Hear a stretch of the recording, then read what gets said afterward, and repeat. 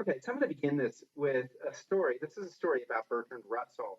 And for those of you who don't know, Bertrand Russell was probably the most important philosopher of the 20th century. And it's probably an apocryphal story, but it's a good story.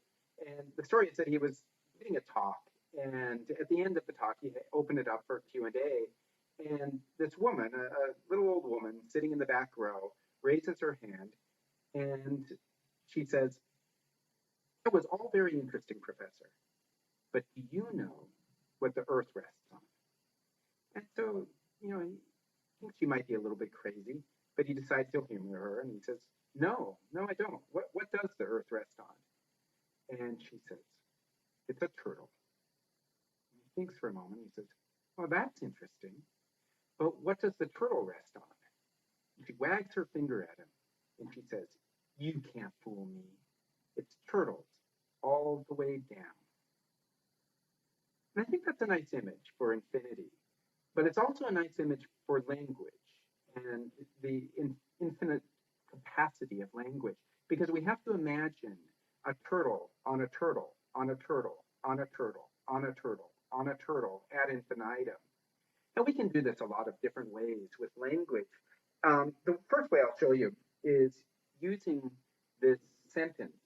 And the sentence is, "This sucks." It's a really simple sentence. But once I say that sentence, I can embed it inside of another sentence. I can say, "You know that this sucks." Or I can say, "I know that you know that this sucks.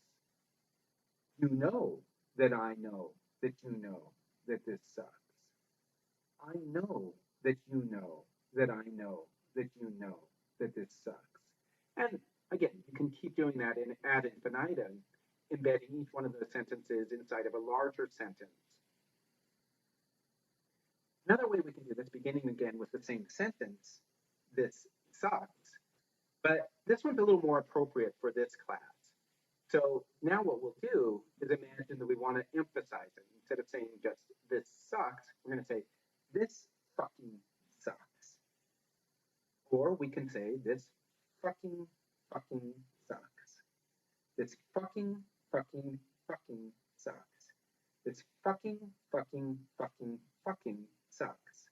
This fucking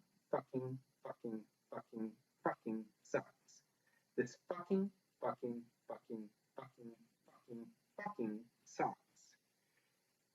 And intuitively, our minds realize that if we can put a six fuckings in that sentence, then we can put seven. And if we can put seven, then we can put eight. If we can put eight, we can put nine. If we can put nine, we can put 10. Again, ad infinitum. The only limit there is time and processing. Right? At some point, you're going to run out of steam. You're going to die. Or you're going to just completely lose your hearer. There comes a point when your hearer can't possibly comprehend the sentence. But the point is that our minds intuitively know that even if we can't process the sentence, it's a grammatical sentence, that the rules are there. And so there's no limit to the number of times that we can modify a sentence like that. There's no limit to the number of times that we can embed one sentence inside of a larger sentence and so on. And that's the crucial thing, is that we need to make this distinction between what our mental grammar is capable of in theory and what our mental grammar is capable of in practice, right? So we sometimes make this distinction as one of competence versus performance. But the point is that infinity itself really isn't a big deal, that with these finite resources of vocabulary and grammar,